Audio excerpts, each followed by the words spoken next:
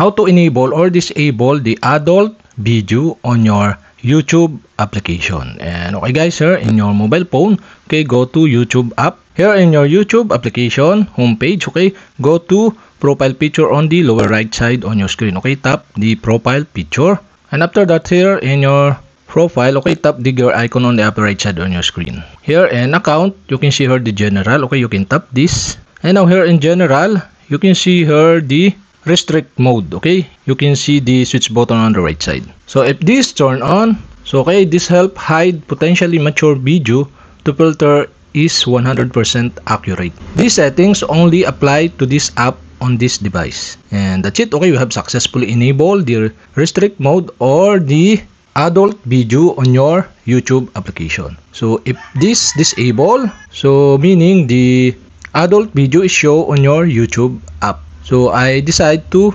enable this to disable the adult video on my YouTube application. And okay guys, that's it. And if you have a question, kindly comment below, and don't forget to hit the subscribe button and the bell to notify you if I have new video. Okay, thanks for watching.